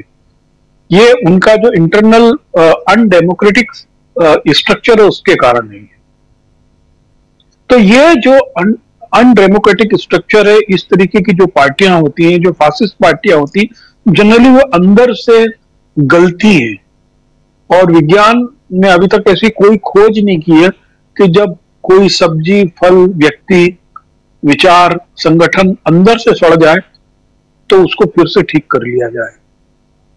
तो भारतीय जनता पार्टी की जो पकड़ है, आज को सोशल मीडिया पर लिख रहा था कि आज से 20 साल पहले कोई आदमी अपने आप को आरएसएस का कहलाना पसंद नहीं करता था, लेकिन पैसा और पद दो ऐसी चीज हुई जिससे अब ये लोग अपने को सॉरी खुल के कहने लगे। लेकिन जिस दिन ये स्ट्रक्चर कोलैप्स होगा, और कोलैप्स होने की जो शुरुआत होती है राज्यों से होती है। हम अपनी निगाह में भारत का पहला राज्य जम्मू कश्मीर ही मानते हैं। जम्मू कश्मीर में भारतीय जनता पार्टी भी अच्छी तरीके से जानती है कि वो किसी भी स्तर पर किसी भी गठबंधन के साथ मिलकर सरकार नहीं बना सकती है। यदि महबूबा मुफ्ती इस गठबंधन में नहीं आ रही है तो मैं दावे के साथ कह सकता हूं शायद वो अपने 5 विधायक नहीं जिता पाएंगे। बहुत स्पष्ट है, वहां पे इंडिया गठबंधन बहुत ताकत से खड़ा हुआ है और वहां पर यानी उसका कोई विकल्प नहीं दिख रहा है। भारतीय जनता पार्टी की जो स्ट्रेटेजी है कि घाटी में बहुत सारे निर्दलीय खड़े कर दिए जाएं, बहुत सारे सेपरेटिस्ट सपोर्ट्स को खड़ा कर दिया जाए। आप देखिए ना, जमात इस्लाम जिसको आपने पाबंदी लगा रखी है, अभी 15 दिन पहले भी कोर्ट ने उसकी पाबंदी को लागू किया, उसके सब लोग चुनाव लड़ने को घूम रहे हैं जी, है ना। तो ये कहां से आते हैं ये लोग, ये कौन लोग हैं? देखिए, सबसे बड़ी समस्या J&K में जो खासकर घाटी में हम लोग इस इंडिया के रहने वाले नहीं समझते, वो है वहां के रोजगार को लेकर। 3-3 साल जहां पर इंटरनेट बंद हो, वहां पर ऑनलाइन रोजगार जो था, व्यापार था, सब खत्म हो गया था। जो दिल्ली आकर लोग रोजगार करने की सोच रहे थे इंटरनेट के जरिए, यहां पर पुलिस ने उनको उठा के UAPA में बंद किया हुआ है जी। जो वहां के जो हस्तशिल्प जानने वाले लोग हैं, उनकी हेल्थ को लेकर इतनी समस्याएं खड़ी हुई, लंबे समय तक उनको एक जगह बंद के रहना पड़ा, उनके प्रोडक्ट नहीं बिके। अभी एक सर्वे में बढ़ रहा था कि किस प्रकार से वह हस्तशिल्प के लोगों की आंखों की लगातार बीमारियां बढ़ रही है। और इंडिया गठबंधन ने अपने मैनिफेस्टो और उसमें चर्चा में इन सब चीजों की चर्चा की है, जबकि दूसरी पार्टी वो 370 पे लड़ रही है। बेरोजगारी की स्थिति में हरियाणा की आपको बता रहा हूं। हरियाणा में एक है कौशल रोजगार निगम राज्य सरकार का, उसने अभी ठेके पर सफाई कर्मचारी की पोस्ट निकाली 25,000 को महीने सैलरी पे। आप यकीन माने, उसमें 6,000 पोस्ट ग्रेजुएट, करीबन 40,000 ग्रेजुएट और 1.25 लाख 12th पास लोगों ने अर्जी दी है। ये हरियाणा से के छोटे राज्य की रोजगार की स्थिति है। उस हरियाणा की जहां पर गुड़गांव और फरीदाबाद से के बड़े इंडस्ट्रियल एरियाज हैं जी। वहां पर यदि सफाई कर्मचारी के लिए इस प्रकार के पोस्ट के लिए, वो कॉन्ट्रेक्चुअल पोस्ट है, इतनी अर्जी आ रही, इसका मतलब ये है कि निचले स्तर पर पिछले 10 साल में खासकर टीचर्स की नौकरियां या सिपाही की नौकरियां, इसमें आप बात कर सकते हैं कि हमने बहुत ट्रांसपेरेंट काम किया, लेकिन काम ही नहीं किया तो ट्रांसपेरेंट कहां से हुआ? जो मूल मुद्दे हैं रोजगार को लेकर है, किसानी को लेकर है, पहलवानी को लेकर है, इन मुद्दों पर हरियाणा में चुनाव ही होगा। और मैं एक बार फिर कहूं कि मैं किसी को अंतर्विरोध नहीं चाहता हूं, लेकिन कांग्रेस के डिफेक्शन से आम आदमी पार्टी से आप तुलना नहीं कर सकते। आम आदमी पार्टी का मूल चरित्र, मूल कैरेक्टर, उसकी संरचना, उसका स्ट्रक्चर आरएसएस ने तैयार किया था और कांग्रेस को खत्म करने के लिए किया था। और आज भी जिन राज्यों में, गोवा में इन्होंने क्या किया, आप भले ही ईडी सीबीआई की चार्जशीट को कुछ ना माने, लेकिन वहां ग्राउंड पे जाकर देख लीजिए गोवा में इन लोगों ने क्या किया था। तो और वो भी जो है, आप ये देख लो कि कोई इंडिया गठबंधन का हिस्सा हम कैसे मान लें, पंजाब में नहीं है। अभी आप देख लीजिए दिल्ली यूनिवर्सिटी के डीयू के चुनाव में क्या होने वाला है, अभी देख लीजिएगा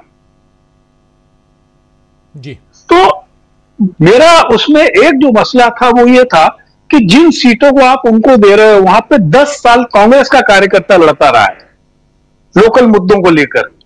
आज उसकी जगह आप किसी दूसरी पार्टी के आदमी को टिकट दे दो, उस कार्यकर्ता पे क्या बीतेगी जी। एक मसला यहां पर यह भी है।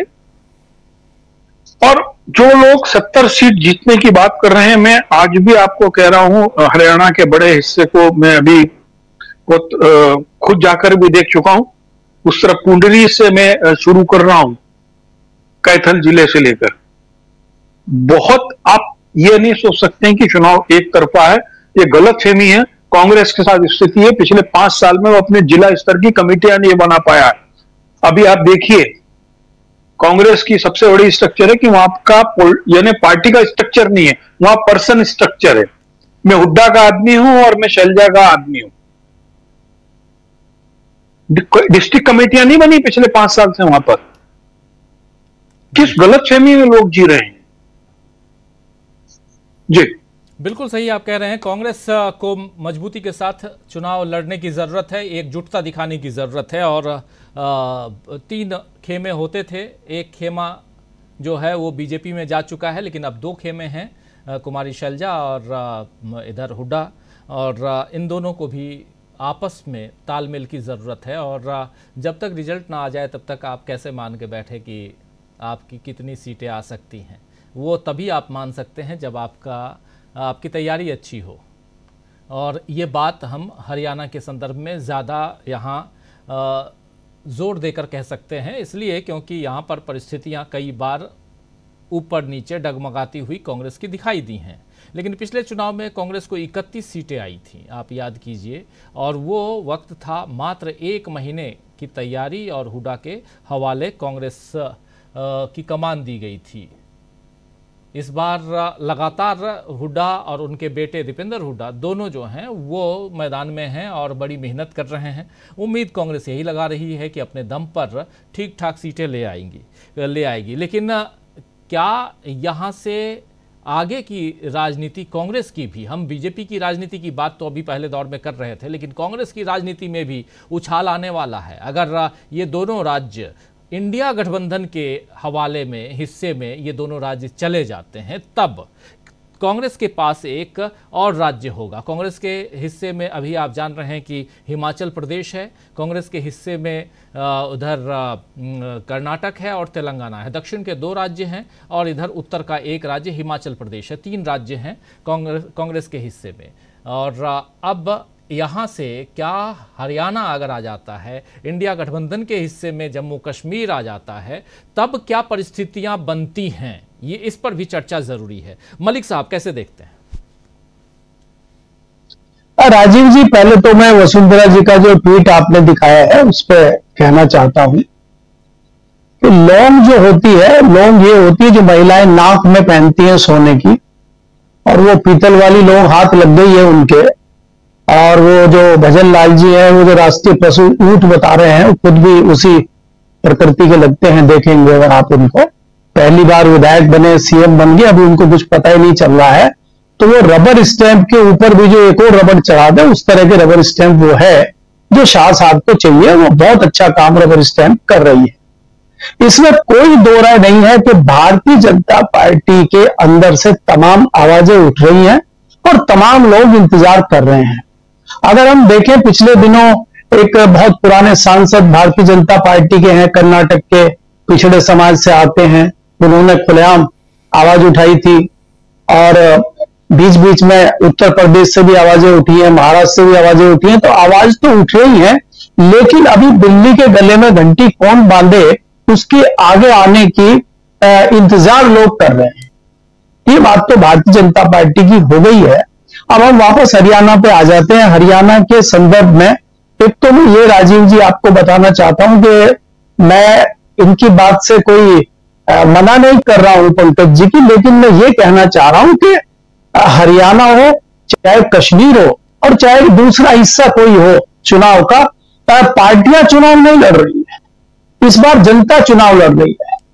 अगर आप इसी परिप्रेक्ष्य में उत्तर प्रदेश में समाजवादी पार्टी की बात करें या कांग्रेस की बात करें, तो समाजवादी पार्टी में 3 महीने पहले एक्टिव हुए थे अखिलेश यादव, नहीं तो ट्वीट पे ट्वीट कर रहे थे, सड़कों पे कभी नहीं निकले।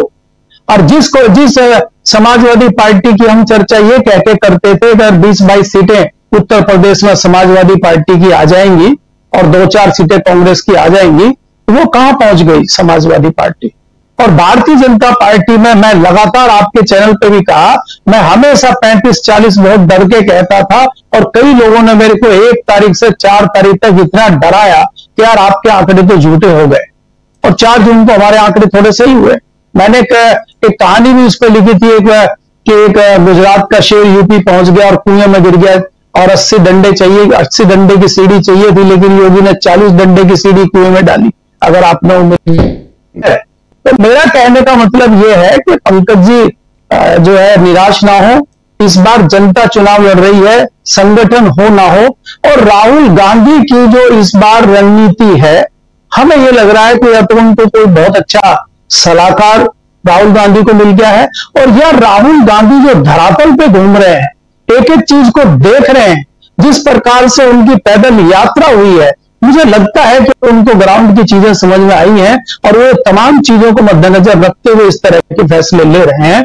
और ये फैसले से मैं इत्तेफाक रखता हूं, हालांकि पंकज जी ने उसको कहा कि ये फैसला बहुत अच्छा नहीं है, लेकिन मैं मानता हूं अच्छा है। इससे एक बड़ा संदेश महागठबंधन के दूसरे दलों में जाएगा और दूसरी पार्टियों में इसका एक विश्वास जगेगा।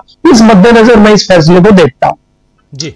दूसरी चीज आप ये देखिए कि हरियाणा में चर्चा है और खुलेआम धमकियां उम्मीदवारों ने भारतीय जनता पार्टी को दे दी हैं कि अगर हमें टिकट नहीं मिलता है तो हम कांग्रेस में चले जाएंगे। इस डर की वजह से भारतीय जनता पार्टी अभी तक अपनी सूची जारी नहीं कर रही। जींद में 1 तारीख को अमित शाह की रैली होनी थी, उनको अपनी रैली रद्द करनी पड़ी, क्योंकि आप ये देखिए कि हरियाणा में एक इनकी 10 साल सरकार रहने के बाद भी एक भी कोई वर्ग ऐसा नहीं है जो भारतीय जनता पार्टी के पक्ष में आज खड़ा हो। मुझे वो नजरिया याद आता है, अगर आप 2022 का वेस्टर्न यूपी का नजारा याद करें कि जब भी कोई भारतीय जनता पार्टी का मंत्री या कोई बड़ा पदाधिकारी वेस्टर्न यूपी के किसी गांव में जाता था, किसानों के गांव में, तो किसान उसको घेर लेते थे और उसकी गाड़ियां तोड़ देते। ये परिस्थितियां आपको हरियाणा में इतना आसान नहीं होगा, क्योंकि किसानों का मुद्दा, महिलाओं पहलवानों के मुद्दे के अलावा अग्निवीर का मुद्दा बहुत बड़ा मुद्दा है हरियाणा, बेरोजगारी का मुद्दा बहुत बड़ा है हरियाणा में, और आप उससे मुंह नहीं फेर सकते। किस मुंह से कांग्रेस भारतीय जनता पार्टी के लोग वोट मांगने जाएंगे? तो इसलिए ये मत समझिए कि वहां पे अगर कमेटी नहीं बनी है किसी जिले में कांग्रेस पार्टी की तो वहां कांग्रेस चुनाव लड़ रही है। ये जनता चुनाव लड़ रही है भारतीय जनता पार्टी के खिलाफ, और वहां से आम आदमी पार्टी का गठबंधन में आएगा कांग्रेस से या किसी आ जाएगा, वो भी जीतेगा, उसको जनता जिताएगी। तो इसलिए मेरे को कहना यह है कि भारतीय जनता पार्टी की स्थिति मुझे कम से कम बहुत अच्छी हरियाणा में नहीं दिखाई दे रही है। मुझे हरियाणा में बड़ा नुकसान दिखाई दे रहा है। और एक चीज और अंत में मैं राजीव जी कहना चाहता हूं कि कहीं ना कहीं इस मामले पर शाह और खट्टर के रिश्ते भी बहुत तल्ख हैं। खट्टर चाहते थे कि कुछ लोगों को ज्वाइन करवाया जाए पार्टी में, और शाह साहब ने साफ साफ मना कर दिया, तो उन लोगों में आपस में भी तल्खी है, और इस तरह की तल्खी पार्टी को नुकसान करती है और उसका फायदा विपक्ष को कहीं ना कहीं मिलता है। इस तरह की भी परिणति रही है। जी जी जी। प्रशांत टंडन जी, क्या देखते हैं आप इन दोनों राज्यों को, अगर इंडिया गठबंधन के हवाले में ये दोनों राज्य चले जाते हैं तब आगे देश की राजनीति?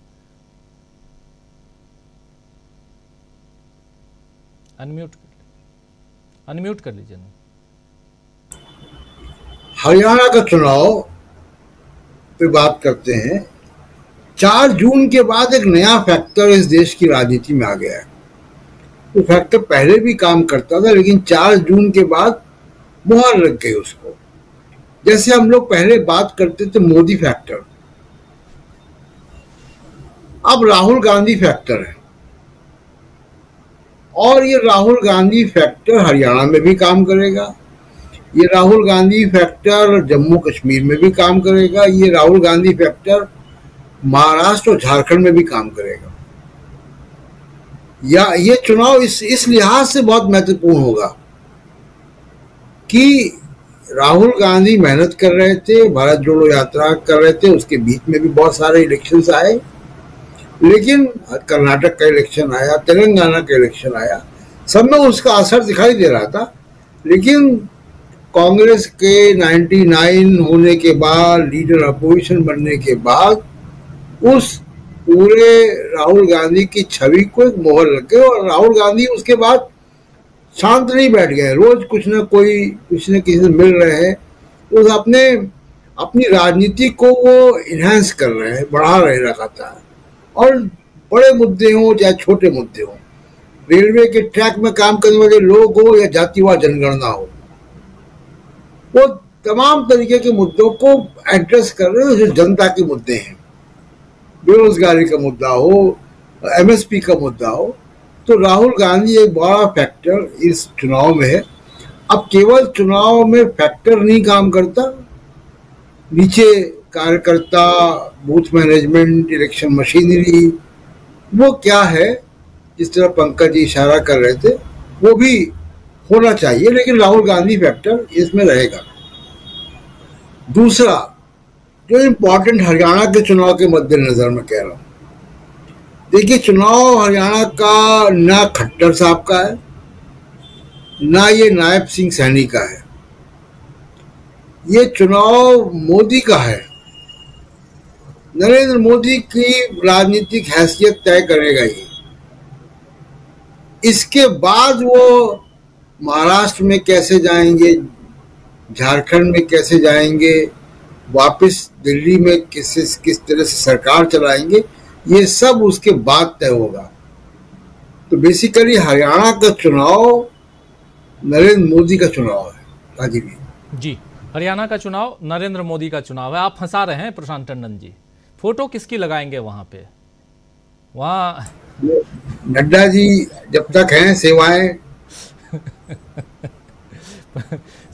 सुनील शुक्ला जी, क्या आपको भी लगता है, और अगर सच में ये प्रशांत टंडन जी ने बीजेपी को फंसाने की फिर से एक कोशिश की है, और यहाँ नड्डा जी पता नहीं तब तक रहेंगे कि नहीं रहेंगे, क्योंकि अध्यक्ष का पद खाली है, ऐसे देखा जाए तो कार्यकारी अध्यक्ष हैं वो, किसकी फोटो लगाई जाएगी वहाँ पे?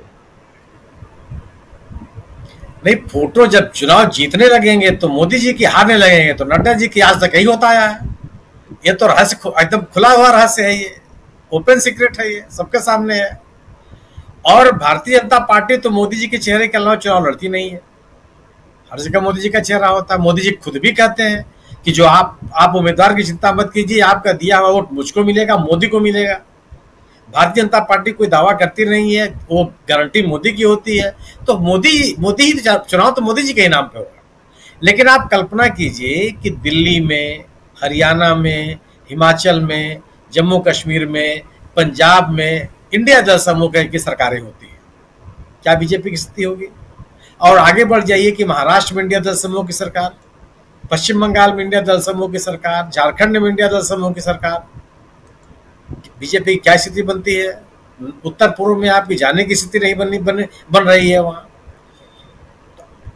आने वाले चुनाव में जो स्थितियां हैं कि अगर ये 4 की 4 सीटें बीजेपी हारती है, जिसकी संभावना दिख रही है, तो निश्चित रूप से इस देश की राजनीति में परिवर्तन आएगा। आप पंकज जी ने एक सवाल उठाया कि 65-70 सीटें हरियाणा में आ रही हैं, यह एक तरफा चुनाव नहीं है। बिल्कुल नहीं है। संगठन के बारे में उन्होंने कहा कि पिछले 5 साल से संगठन नहीं बने हरियाणा में, बिल्कुल सही बात है। तो आखिर ये 5 लोकसभा की सीटें जीत कैसे चले आए? जनता जब साथ खड़ी होती है तो फिर किसी संगठन की आवश्यकता नहीं होती। संगठन आपके पास है, मार्क्सवादियों का बहुत मजबूत संगठन पश्चिम बंगाल में है, हर जिले में है, हर ब्लॉक में है, हर कस्बे में है। वोट एक भी नहीं दे रहा है कोई। त्रिपुरा के हर ब्लॉक में, हर कस्बे में, हर गांव में मार्क्सवादियों की या वामपंथी दलों की संगठन है, कोई नहीं पूछने वाला है।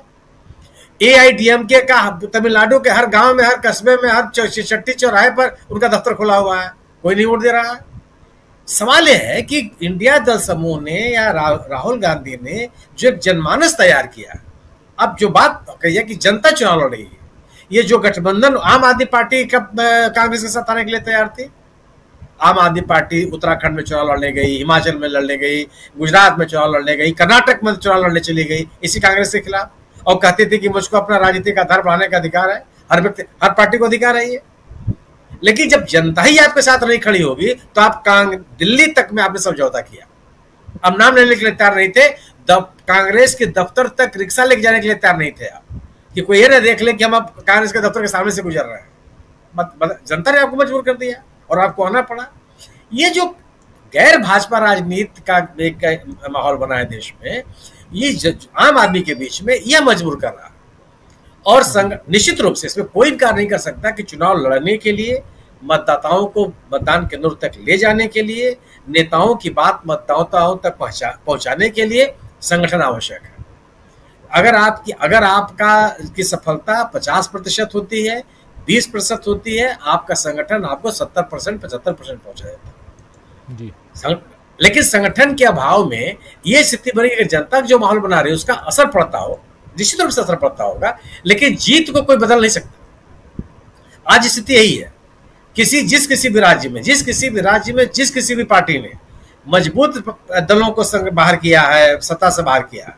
ममता बनर्जी कौन सा संगठन था जब उन्होंने वामपंथियों को बाहर किया? कोई पूछने वाला नहीं था। ममता बनर्जी किसी थी कि हावड़ा और कलकत्ता की सड़कों पर वामपंथी सरकारों ने क्या दुर्व्यवहार किया था उनके साथ, उखाड़ के फेंक दिया, पता नहीं चला 35 साल के बाद आज कोई कुछ प्रतिशत में आपको उठा रहे हैं। आम आदमी कहाँ जा रहा है? अगर बीजेपी सरकार के खिलाफ एक माहौल बना है, इस माहौल को बनाने में इंडिया दल समूह, खासतौर से राहुल गांधी की जो भूमिका है, इसने लोगों को मजबूर किया है कि आज ये एक साथ लड़ने के लिए तैयार है। यही नेशनल कॉन्फ्रेंस और पैंथर्स पार्टी, कांग्रेस मिलकर चुनाव लड़ जाते हैं वहां।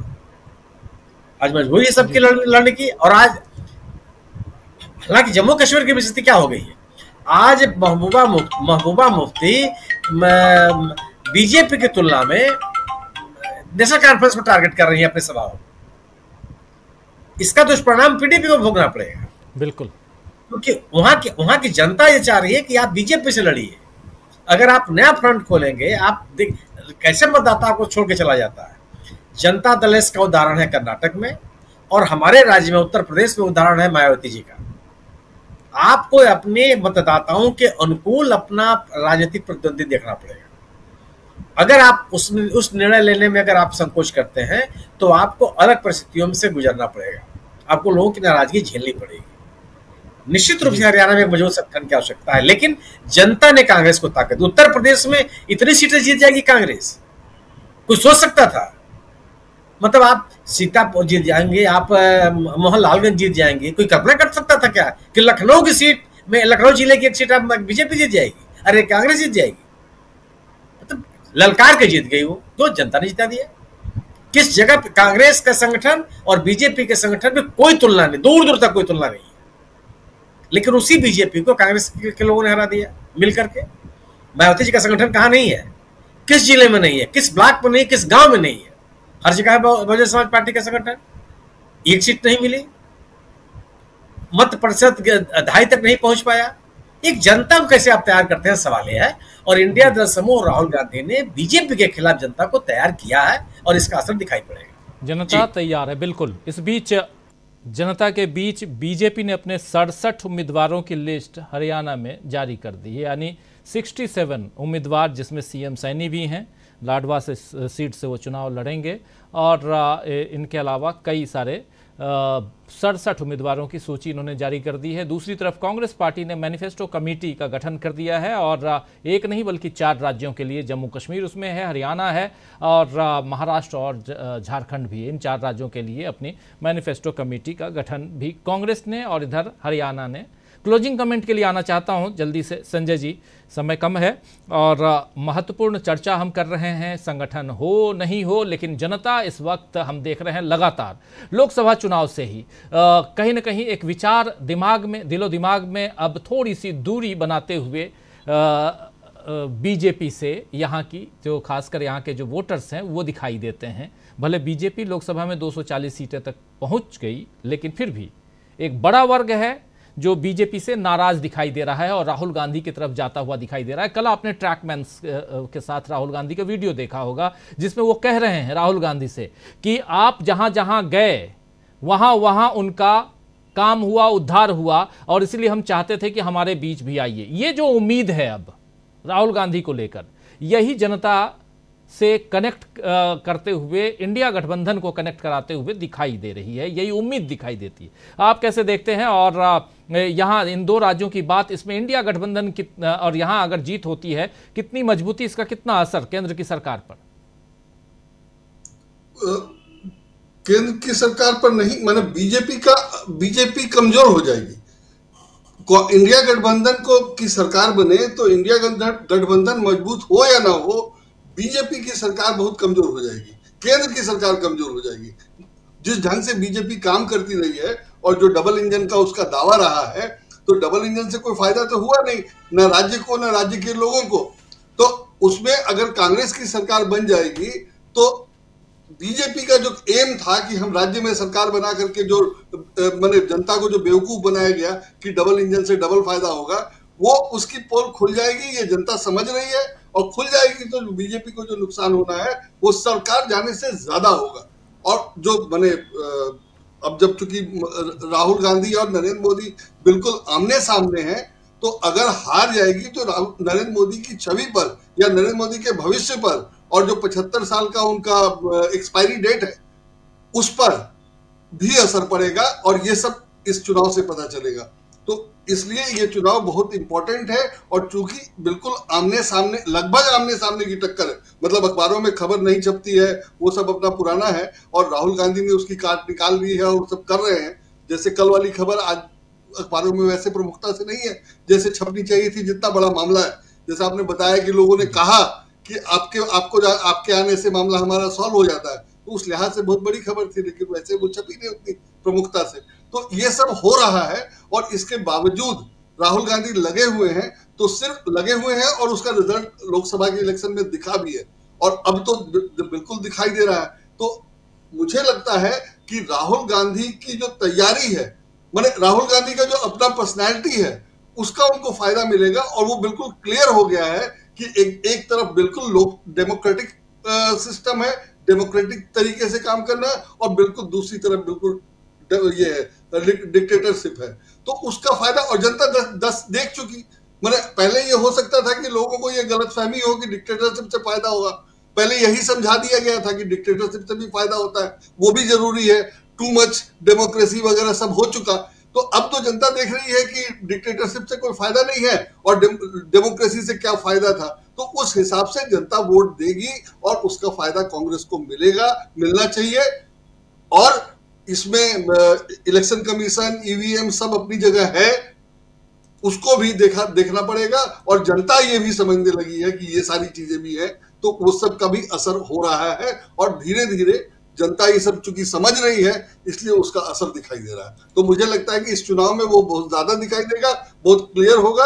और चूंकि ये 75 साल प्राइम मिनिस्टर इसी 17 तारीख को पूरे करेंगे और उसके बाद रिजल्ट आएगा, तो इनके नरेंद्र मोदी के प्राइम मिनिस्टर रहने पर भी उसका असर पड़ेगा और वो बीजेपी के लिए भी इंपॉर्टेंट है। और उसके बाद क्या होता है, जनता आगे के लिए निर्णय करने में उससे मदद मिलेगी। तो इसलिए जनता भी चाहेगी कि इस बार कुछ क्लियर कट हो, ताकि बीजेपी का स्टैंड पता चले कि नरेंद्र मोदी को लेकर क्या है, आरएसएस का स्टैंड पता चले कि नरेंद्र मोदी को क्या है। तो आगे उसको, जो बीजेपी के सपोर्टर हैं, उनको भी ये सोचने में मदद मिलेगी कि इसको कंटिन्यू करना चाहिए कि नहीं करना चाहिए।